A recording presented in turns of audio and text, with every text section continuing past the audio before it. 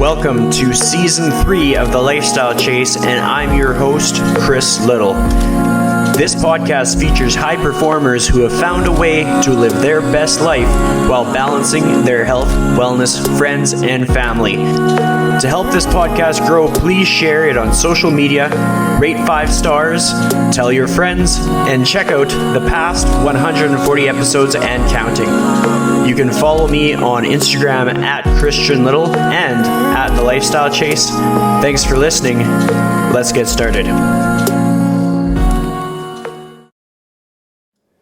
All right, so welcome to The Lifestyle Chase. I am joined by return guest, Katie St. Clair. The last time she was on the show was May 25th, 2020, and the time has flown by. She's also had her wonderful husband on the show. So if people want to do a deep dive on the St. Clair family, they can certainly do that here on The Lifestyle Chase. So with all that out of the way, how are you doing today? I'm good. Thanks so much for having me on. I didn't realize. So it's been a little over a year now. And I was just telling him, because we weren't recording, but I was saying to Chris, like, I cannot believe how many episodes he's done. It's amazing to see the commitment and just watch your podcast grow. Well, like a big thing for me is like sometimes I don't even realize how many episodes I get through in a year. And so somebody actually asked me and I looked at it and I was like, I think I probably average about like 60 to 70 per year. Wow. And so it's Great. Just cool, like the amount of value that I get from like having these open conversations with so many different people, because I have some people come back to the show, but I also have a lot of different people on the show. So I've probably interviewed maybe between 130, 150 different people. Wow. Which is a lot of people. That's a lot. So before we dive too far into this, what I've noticed when I watch the analytics on podcasts is sometimes people only listen to the first 5 minutes and then they take off. There's a program that you're putting out that I want to shed some light on before we dive into the episode, Empowered Performance. So I genuinely want as many people to have their eyes on Empowered Performance as possible. You just recently put out a really cool hype video, so that definitely gets my vote. But just to tell people who know nothing about Empowered Performance, what is it all about? Awesome. Well, thanks for that. Empowered Performance is sort of my baby. I created it out of a true passion for this industry and wanting to really allow females, specifically now males are included as well, but to allow females to really up their game in the industry by providing as much current information as I possibly could. So I'm sort of a continuing ed junkie and I take a lot of courses, but I also work full-time as a trainer, and I have coached for 22 years, somewhere in the realm of just training or performance. And so it's sort of my vision of human movement. I wouldn't say I don't give like a specific, this is how you do things, but I teach overviews of content that's very principle based and can allow people to use whatever their knowledge base already is to kind of enhance and improve their training, therapy, strength coaching. It's kind of all movement professionals, but basically it's a 12-week mentorship. We go through each week. We meet online on Zoom. We have a Slack channel. We can communicate. They can ask me questions throughout it. We do everything, guest speakers, case studies, and it's just built this wonderful community. There are almost 100 people in the membership now that have completed Empowered Performance, and then they're allowed to sign up for the membership where we continue to evolve and grow together, which is really cool.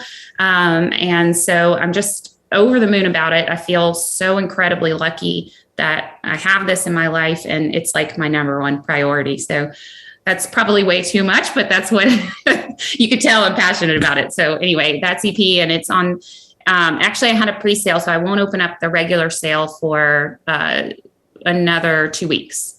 And then that'll be it. And I filled up the pre-sale, so I don't really have a ton of spots left, just 20. So that's that.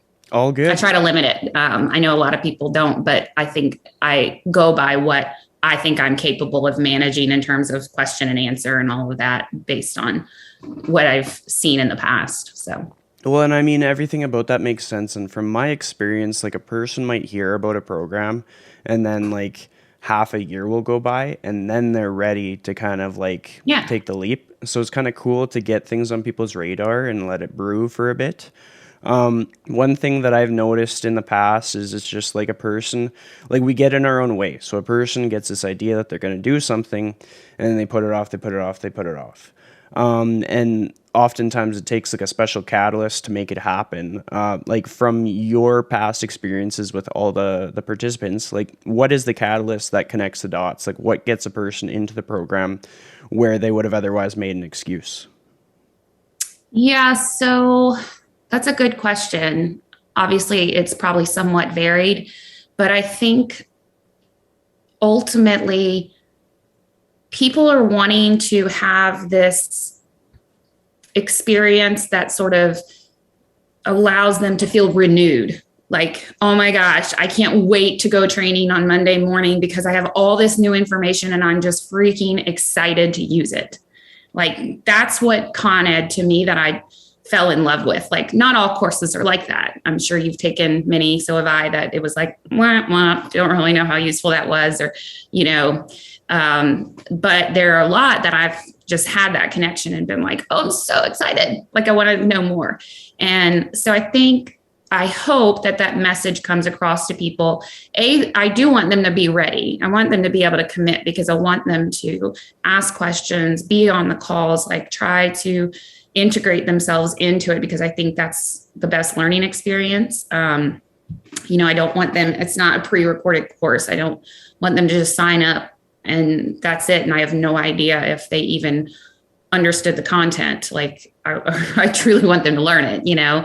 And yeah, so I guess I would say they're just needing a spark, like something new that's gonna not necessarily set them apart, but just allow them to think creatively and critically and feel like they're owning their own business, you know, their own ability to help another human.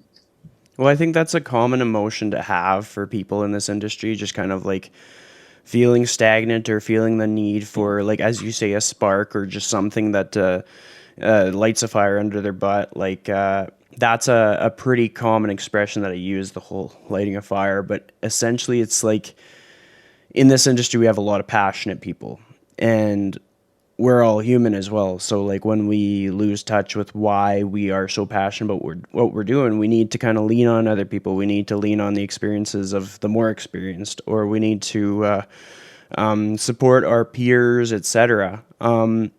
With all the time that has passed since your last appearance, I can only imagine that you've had to lean on some peers and seek inspiration from other people and et cetera, et cetera. Are there like maybe a couple moments that kind of stood out to you that you can kind of reflect on right now?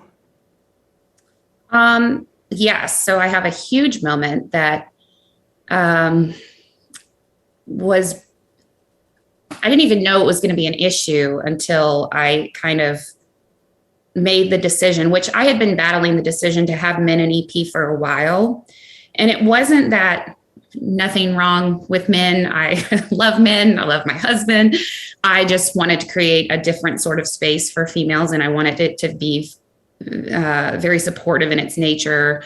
So anyway, I battled with this decision for a while. Like I reached out to my membership. I would ask them, like, what do you guys think? You know, and because I also wanted to respect that they were part of something and I owe it to them to make sure that they feel comfortable with the decision too, if that makes sense. Like, I know it's my business, but I don't know, they've helped make it what it is. So I finally decided, you know what, men need this information too. And also it would make me sad if there was a woman out there that my son could get information from and he couldn't just because he was a man. Or does that make sense? Like I was feeling like this is kind of off. And for men to hear from women, because our bodies are different, and be able to learn all about the pelvic floor stuff, because we dive really deep into that, and hear us on the calls and we talk about it for real, you know, like I'm constipated all the time because of my rectal prolapse. Like, these are things that happen to us. And to have their ears in that was, my hope was that it would just really shed some light, but also was frightening to me. And it was also frightening because of my own ego. Like, me sitting back and telling myself the shoulds, or what I maybe am not good enough for, or people might judge me because I don't know enough, and you know, I've always seen men as up here in this industry, and they sort of are the leaders and the thought creators and the course, you know, monitors and all of those things. And females, you don't see it as much in strength and conditioning, you know? And so there was a lot of my ego that I had to check. So I ended up, this is so wild, but one of the women in EP is an osteopath in the UK. She's just outside of London. And kind of just through the membership, I realized that she also does a sort of therapy called transactional analysis. And the idea behind it, or mainly what she does, is she helps people understand their role as leaders, and how to understand how our life circumstances as children, even up into adulthood, have affected the way that we are able to, the way we communicate, the way we feel about ourselves, the way our egos get in the way, all of those things, and sort of help make sure that, for me, that my vision that I originally set for EP, I'm still keeping those values regardless of who comes into the group. Because if I set the tone and I lead with value, my value and my vision for the entire course, then that will remain, and I will attract those men who respect that vision and those values, right? And women, right? So basically, I started working with her, and not kidding you, I was in like a puddle of tears every single week because so much came up for me in terms, I had a little bit of a tough childhood growing up, and things that I didn't even realize were happening.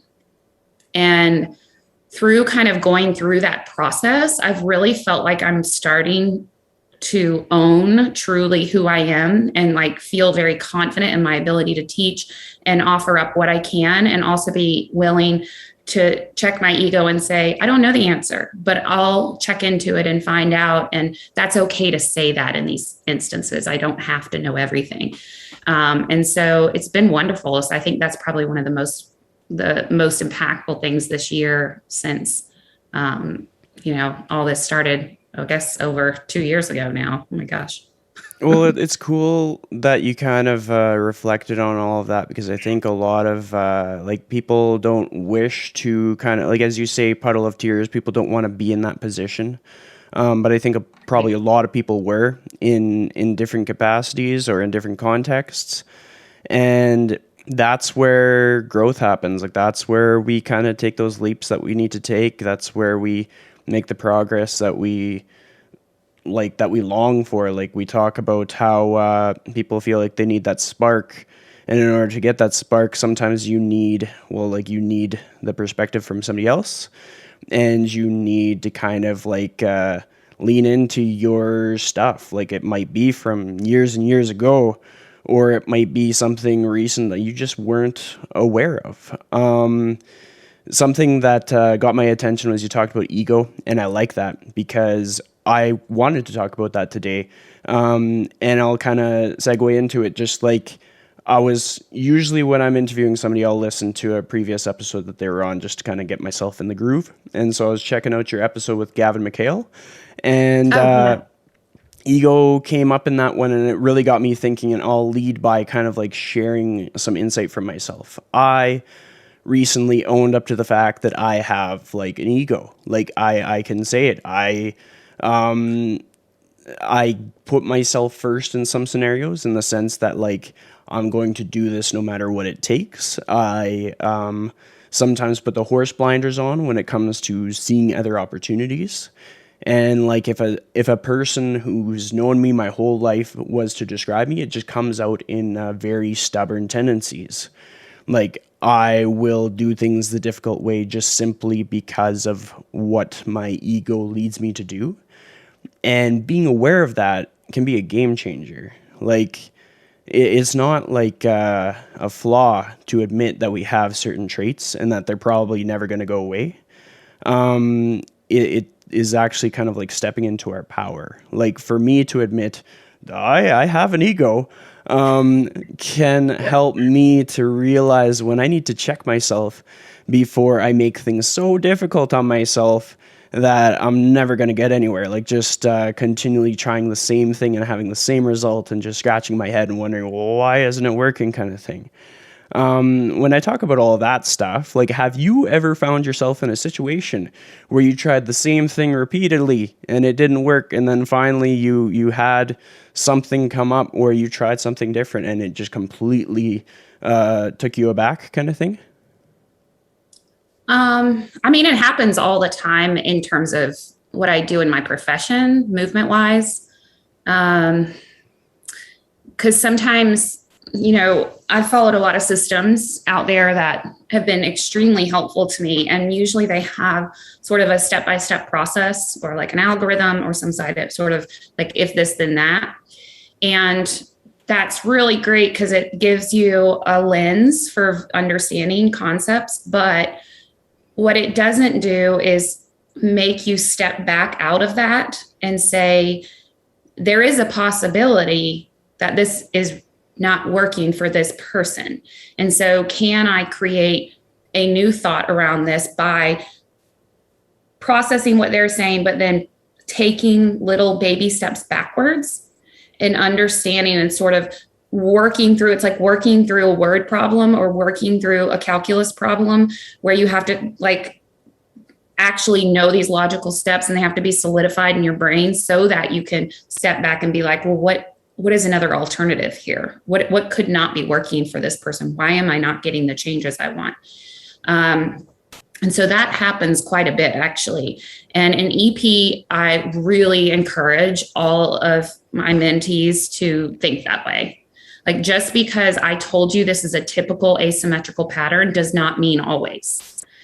This person, that might not work for them, and you've got to strategize on why it doesn't, or just take a completely different approach. Maybe things aren't changing because their emotional life needs addressing. Maybe you need to refer out to somebody else so they can calm their nervous system so that the things you're trying to do actually work. Maybe they just need to strength train and stop thinking about what's going on. Like, there's so many possibilities. So yeah. And I'm trying to think if I've like repeatedly done stuff for sure, like, especially throughout my career where I just, I don't know. I would say I threw darts a lot. And sometimes we have to throw darts. Like, that's definitely part of the process, but it was like, I'll just try this and see if it works, like less of a process, and it didn't, and throw another dart, that sort of thing. But yeah, I can't say I can think of any instance where I've just like repeatedly done something over and over again. I'm very like creative minded. I'm definitely, I guess, right brained. Is that right? Yeah. Right brained. I think so. Yeah. Yeah. So I tend to kind of think outside the box anyway, which makes me shift my perspective a lot, but I've been like that my whole life, Well, I think that's an important character trait to have. And like, even if a person can't think of stuff on the spot, there's a pretty good chance that they're going to like start looking for those situations. Like, they might look at like, okay, like, am I aware of like my biases? Like, who am I learning from? What am I trying? Like, when I'm looking at opportunities and seeing setbacks and failures, am I trying all the opportunities, or do I have a lens that only shows me 3 out of 5 kind of thing? Because it's like, oftentimes a person can kind of get stuck in their echo chamber or stuck in just like their view in that given season of their life. And by being open-minded or by being open to feedback or sometimes constructive criticism, it allows us to seek out opportunities in other directions that could work. Kind of like the best analogy I can think of is like a young kid in high school going to like the job fair, thinking that they're going to be like an engineer, and then talking to like a realtor and realizing that maybe they like just talking and selling houses instead of excelling in math class, etc., kind of thing. But with all of that long-winded ramble out of the way, when it came to kind of balancing out your energy, I noticed that you took some time to kind of like recharge over the summer. Like what was that like for you? Is that the first time you've done that in a while, or is that something you've been able to structure for a while? No, that was the first time I've done that, and it was amazing. And I'm going to continue to do it. There's a couple of reasons. I think I'm a better human overall if I give myself that space. I will say, I think that if you are going to go full tilt into something and you want it to be a success, you might have to negate some of your, I mean, I hate to say this, but your own needs for a little bit. There, you can do it without, but I struggle to see it come to fruition, but it might be worth it. But then once you get to a place where you're solid in whatever your business or whatever you're trying to do, then it's time to kind of take the blinders off, take a nap, think about something else than work, and like reconnect with other parts of you that you also enjoy. And that allows me personally, actually, to think more critically and creatively and get outside the box more and then be a better educator. So it was really good. I took the whole summer off, not from training. I see probably about 10 hours a week of clients right now because I'm doing so much online. Then I have my membership, but that's all I did this summer. And, you know, my son being in summer camps, we're kind of juggling a lot of that, you know, time that I have and everything. So it was great. Like we went on a few vacations. I got to get started on this big house project that we have going on. And yeah, and I needed to decompress big time. When you started that whole decompression process, were there any things that kind of came up for you or things that you realized or learned throughout going through that?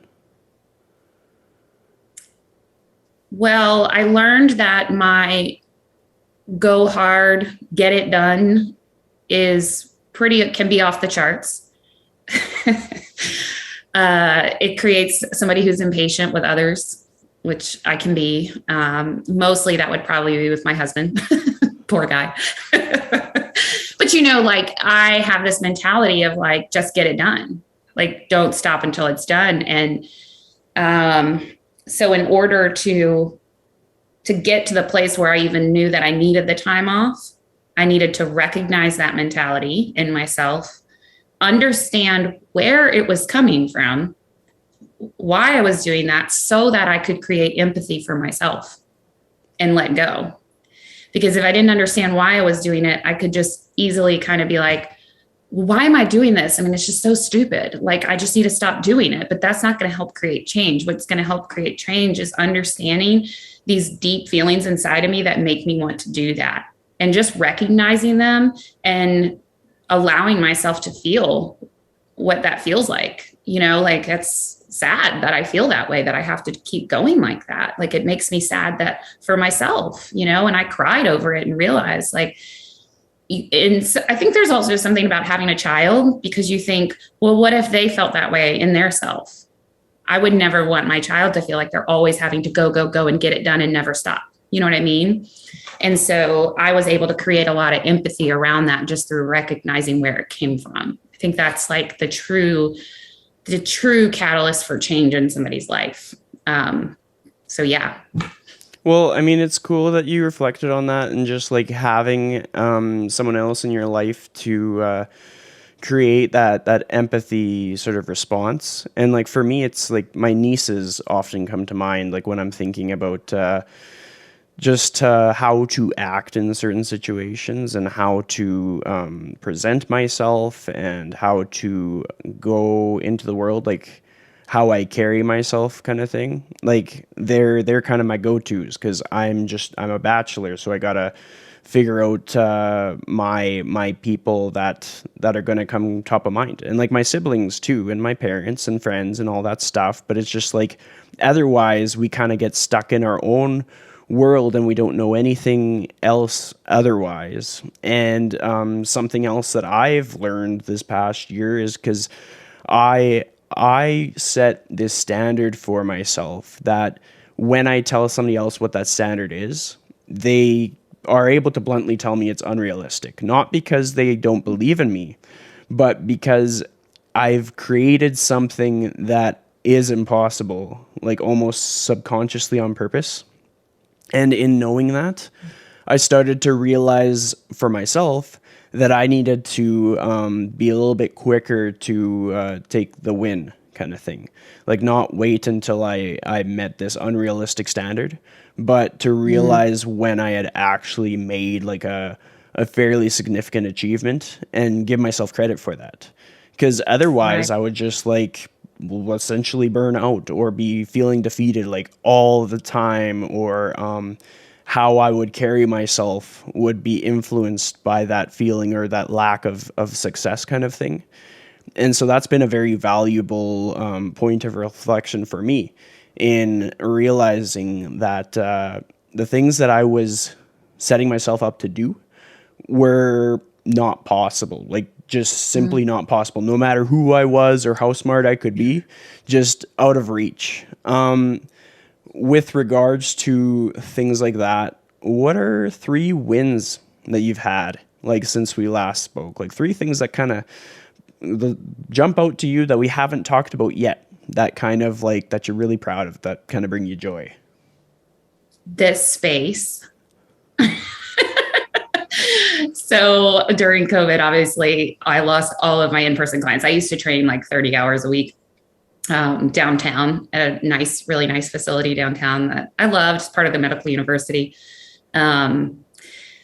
So it's funny how something like this could have made us pull the trigger, but having this space is amazing. Like my own office and a gym and a place where I can see clients, and with or without a pandemic, we can wear masks if we want. If we don't, like depending on what's going on.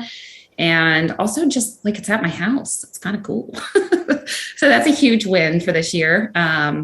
For me and Jason, because Jason sees patients out of here. We kind of juggle back and forth a little bit. And then what's another win from this year? Gosh, there's a lot.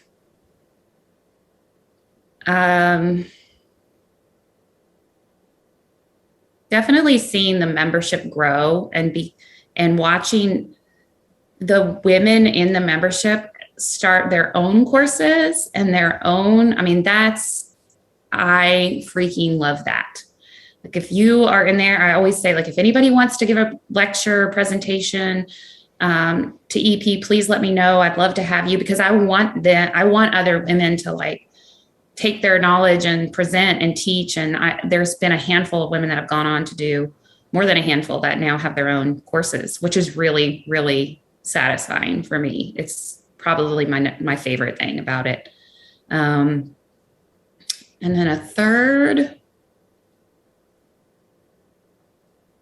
I think going back to what I was saying about that empathy for myself and slowing down is just feeling like I'm a little more present in myself again and enjoying like life outside of work. So getting together with friends, going on vacations with friends, just being with my son, that sort of thing, and not so hyper focused on my career. So yeah, those are the 3 top things.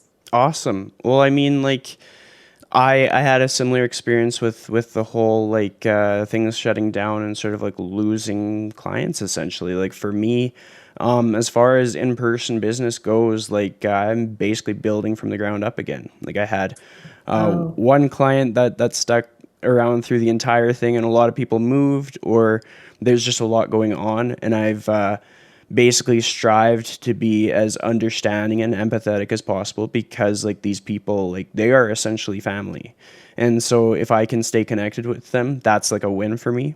But as a Yes. result, like I started growing online, and kind of by happy Right. accident. And it's just like, I guess the pressure forced me to do it. Is kind of like the burn the boats phrase, expression, analogy kind of thing. Like, we're not going to do the things that we truly would benefit us because of our biases. Like, we're not going to do it unless we need to, unless it's like sink or swim. Like, what are you going to do?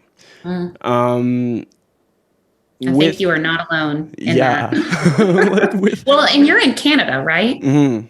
I feel like you guys had a much harder lockdown than we did. Well, it is all relative to the individual, because like for me, living in a condo that's like about 600 square feet, there was really not much that I could do to pivot. And some people, like, there was little stipulations within like the restrictions where people could go and train people in their house and stuff. And I just kind of took a hard stance. I wasn't going to do that. I knew that I'd make it. I knew I would pay for it, but I knew that I'd make it if I just kind of stuck to my guns. And despite it all, like, I actually got like, I got a lot of referrals from other trainers, and I did some virtual training, but then I also started working with kids. Like, I did some group virtual stuff with kids just on a like one-off kind of contract basis. I ended up going out to a kids camp and working with them there, and I realized that is kind of like I really perform well there, with my background as like a camp counselor, and just grew up as the kid of two teachers. My sister-in-law is a teacher, and I was like, okay, well, I just realized my wheelhouse is actually working with kids. And now, like, that's so cool. It's unreal how we realize things that we are good at when people force us to be uncomfortable.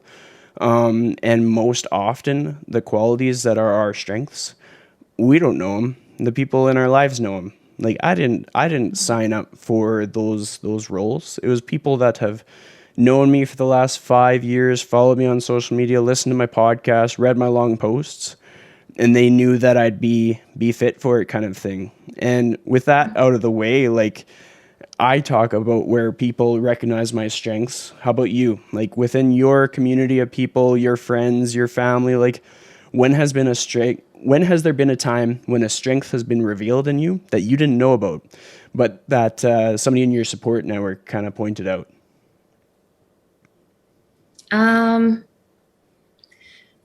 Remember, one of the women in the membership that has helped me some in the back end of my business, and I hire her to do some things for me. She's real smart. Works for Formula One. So she was like in tech, and then she decided she just loves the body and she wanted to learn. She wasn't even a trainer, and she took my course and really understood all the content. It was crazy. I was like, awesome, good for you. So anyway, I reached out to her to help me with my website. But at one point, Ina said to me, she was like, where did you learn how to teach and lecture? Like, what did you do to figure out how to say things to people? And I was like, nothing. She was like, I just never learned from somebody the way that you explain things and speak. It seems like you've taken a course to learn it. And I was like, I have no idea. Like, isn't that weird that I never thought about it? In fact, I sort of sometimes think I come off very unprofessional because I'm like, I try to make the lectures feel as if like we're having a cup of coffee, not I'm standing above you lecturing over you. It's that hierarchical vibe is sort of like a big thing to me. So I think it just was out of, I don't know. So I guess Ina in a way pointed that out to me, but I didn't like really realize that I was doing that, if that makes sense. Mm-hmm. So that is probably one thing. Jill points things out to me that I don't notice all the time. For those listening, Jill is one of my best friends and sort of colleague, because we talk about all this funny movement stuff that's going on. And we're so different, you know, like I see my weaknesses through her and I see my strengths through her. Like, it's both sides of the coin. Like, if I get trolled, which I get trolled a lot, surprisingly, it's really strange. I'm like, I'm just giving free content. Can you please stop trolling me? But like, I get it. I didn't say it exactly right. I'm sorry. I'm not body shaming. I swear, like, the last person who cares what somebody looks like. But if I get trolled, and this just happened last week, I had a couple people come after me for a post I made because I guess I was body shaming, but I didn't realize I was or whatever. And instead of reaching out just privately, they needed to make, it in my message or in my feed or whatever. Anyway, I cry. So I get sad and I let it affect me way too much. And I feel like, oh my gosh, I like should have thought of that. I feel terrible, but they're like, and why would they hate on me so much? How come they couldn't just send me a private message? Like I go through that stuff because like I get a private message. Whereas Jill is like, she's like a shark. She's like, she'll be like, oh no, she didn't. I'm going to tell her what's up. You know what I mean? But that's a strength of hers because she's able to like not let it emotionally affect her, but just like, no, like that's not okay. You don't just do that. You know what I mean? But as far as a strength, she would say that, and she always says this, that I just have this capacity to, like, if somebody asks me the same question 10 different ways because they need 10 different explanations in an answer, that I will answer every single question. I will stay up late on Slack and make sure that every question for that day gets answered, if not the very next morning. Like I'm very I like the questions. It's okay if you don't get it. I want you to keep asking me because I really want you to learn. And she's like, my response when people ask me the same thing is like, I just said it. I'm not going to say it again. So it's kind of funny because I see both, you know what I mean? But that's probably a strength of mine, the ability to like stay, like I don't get upset or anything. Like that doesn't bother me. I'm not like, oh, this is so annoying, I guess. Well, I think that's cool. And just as an aside, Jill has also been on the podcast. So anybody that wants to dive down the rabbit hole there, they can go back through the episodes. Basically, Yes. everybody's been on the show. Not everybody, because some people are going to be like, well, not me. But like a lot of people have been on the show. So people can kind of, that's what I want to encourage with listeners, is because it's benefited me. Like when I listen to somebody else's podcast and then they start name dropping, I start looking up who these other people are, because like it's been made clear to me that there's some kind of an influence, some kind of a connection. And it's kind of like the volume of people that you talk to and learn from and get feedback from is going to impact you in ways that you would never expect. Similar to like where we don't know what's going to come from advice from somebody until we act on that advice, or until we actually hear it and accept it and make adjustments and adaptations, etc.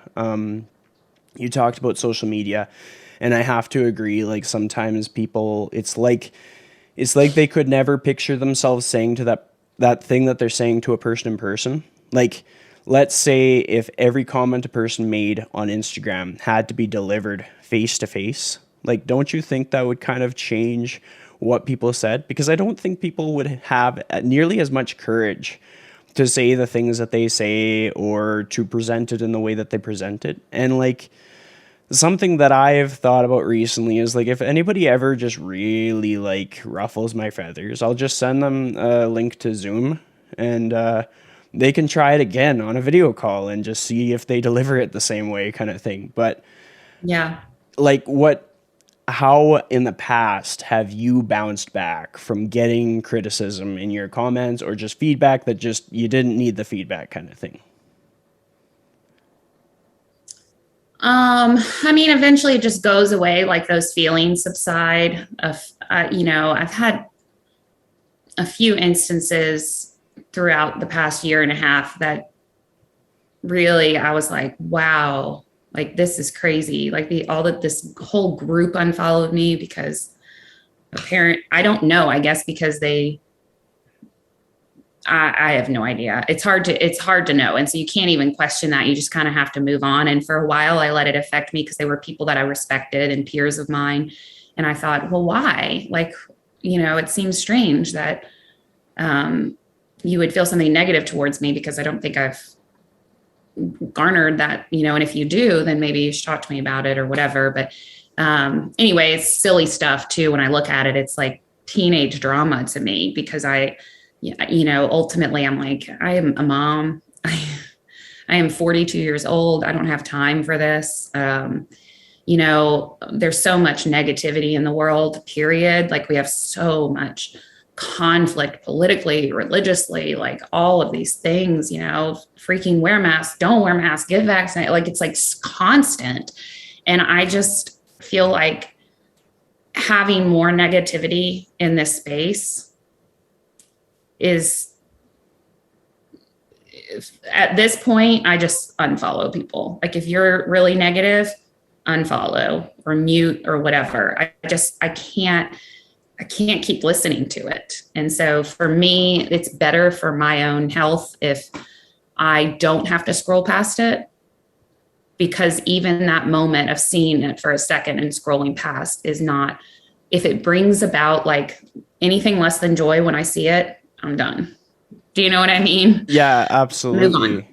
Well, I think something that I've learned just through past experiences and through all the things that I do is you kind of have to like set some ground rules for yourself. And I'll kind of give some context. Like I know how it feels to have like an entire group of people unfollow. Like my background is I have been a very like passionate participant of like the spin community, gone to like several classes in a week, and through social media I've seen 30 people at a time unfollow me, like in huge waves. And whether it be because I went to a different studio or something got misunderstood, or like there's so much that's missing in social media that we have to remind ourselves that like the way I see it is, when I'm reflecting on these situations, this person does not know who I am. If they did, they would see a deeper connection. If they don't see a deeper connection, like I shouldn't carry that weight and I need to move on. And we got to take care of ourselves. We got to make sure that our ship floats, and we're not going to be for everyone, just point blank. Some people haven't done the inner work. Some people are going to be projecting some stuff. And the quicker we know that, especially in this industry and any industry, every industry is going to get competitive. I'm sure realtors deal with this. I'm sure like doctors deal with this, et cetera, et cetera. But like setting those like ground rules, I find is quite helpful. And then just as you say, just kind of like creating the environment where you do best in, still having people that think differently. But if people are just like blatantly like just negative and just bringing down your energy to the point where you feel like you're carrying a weight, we have control over a few things. We can mute, we can restrict our time on the app, etc. For me, part of my work is I'm a social media contractor, and so I do content for about 10 different businesses outside of the fitness industry. So sometimes I'm kind of stuck in it, but I'm still able to create the boundaries that I'll like work for a pre-established amount of time on each post and then step away. And I find the awareness and the structure there will be helpful for people, and especially in this evolving world where people have to have a presence on social media in some capacities. Like if our gyms were to close again, like it or not, you'd have to have some online presence kind of thing. Just to have that structure, I think, is important for people. So I hope people kind of like listen to that advice and make sure that they're always learning, but they're also taking care of themselves and not overthinking the follows and the unfollows and the this and the that, because most of the time it's like we don't even have to leave our house and we'll ruffle somebody's feathers. Like we could stay in bed all day and not post anything and have unfollows. Right. So it's most often something that's going on that has nothing to do with us. And when we remind ourselves of that, we're going to be able to focus on the things that help us the most. Sure.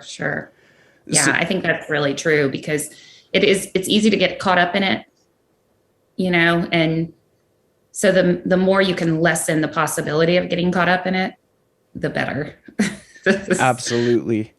Who has been someone that's really like caught you off guard with cool content or stuff that uplifts you? And it could be a dog account for all I care, but like, what is an account that you really like following these days? Oh, good question. Man,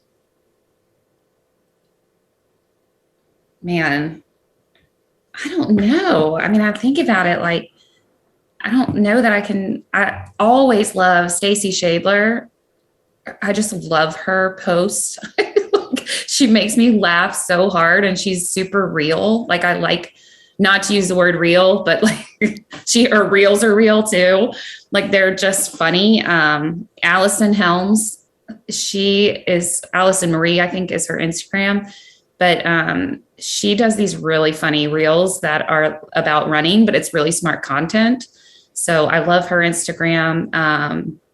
Trying to think who else that David Gray always has really good stuff. Obviously, I love his educational stuff. Let's see, Allison Teeny.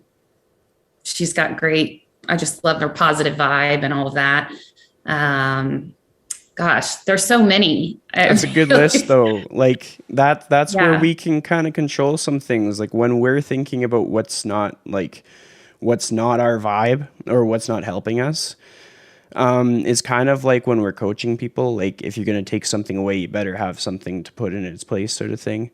Or sometimes if you put something in place, it doesn't feel like anybody's taking anything away. You just no longer have time for the things that hold you back. And for myself, like what I found, I'm constantly connecting with new people and stuff. And it's easiest to move forward and to grow and to stay afloat when I am looking for the opportunities that wouldn't exist if I didn't have my eyes open kind of thing. Like when I have the mission to make more connections, uplifting, positive, hardworking, strong people kind of like fall into my lap. And so I think that that's sort of like a mindset that if people adopt it, social media won't be nearly as difficult and people will not have as many bones to pick, because it's kind of like when you are promoting your program, Empowered Performance, and you're being yourself and you're connecting with people and you're showing up authentically. Doesn't matter if they're guys or girls, you're getting the right people to come to you. And that's kind of like my lens on social media, is that I don't think that I'll be a very popular person on social media, but the people that are connecting with me are there for a reason. Like they know everything about me, like everything reasonable about me kind of thing. And they have a why, and they won't forget their why on a day when they might not agree with what I have to say kind of thing, because they'll be able to bring it back to that core reason. And I kind of transfer that over to clients, etc. But I'm almost taking over the podcast. So I want to turn the table over to you. There's something I have each of my guests do as of late, and it is basically to put out a challenge to the audience, something that you may not have mentioned yet, but something that you genuinely think would change the trajectory of their day or their week. So whenever you're ready, you're just going to be like, your challenge for the day is, and just put it out there. Okay. Let me think about this.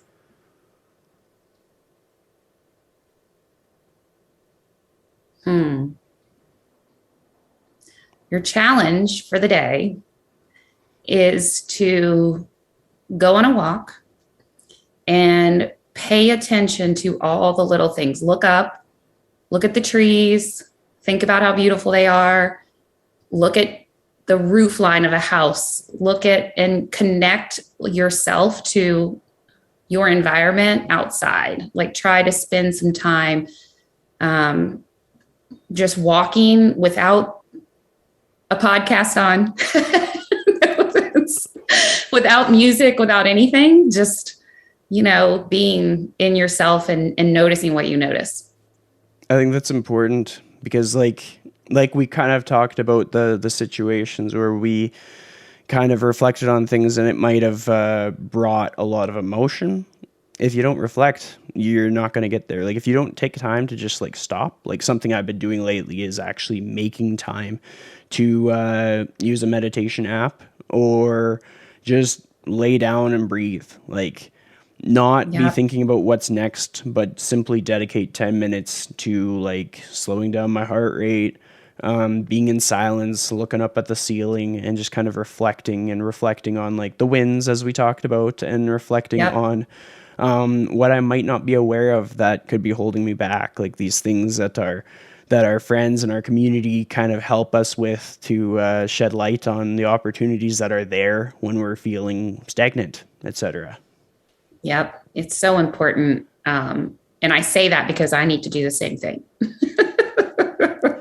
Yeah. I mean, it's always good to slow down. So I think you have a newsletter that you put out. Is that correct? Are you still doing newsletters? Yeah. So I'm trying, I've never done them because, well, I'm not even calling it a newsletter because that puts too much pressure that I got to do this big, huge thing, like a proper newsletter. And I put too much pressure on myself already. So every couple of weeks, I just send an informational email that hopefully has some content in it that you can use to help you become a better mover, feel better in your body. And it could be something that takes 5 minutes, could be 20 minutes. I usually will have videos of me talking in it because, again, I'm letting myself off the hook. It's almost easier for me to just talk naturally than it is to write this long email. So usually there's video and just, me explaining something. So how do people sign up for that? Is it a link in the bio kind of thing on your social media, or? Right now, my social media has the empowered performance thing on it, just because I'm in sales. But just go to my website. That'll take you to my website. It's Katie St. Clair Fitness, and there's a newsletter sign up. And there's also, I think I have some free workouts on there under Wednesday workouts. Like if you want to just get a couple of free recorded workouts that I've done live, that's on there too. Perfect. And with that out of the way, I just wanted to say thanks so much for coming back on the show. It's been cool to catch up and reconnect after like pretty much over a year. I know. It's awesome. Thank you so much for having me.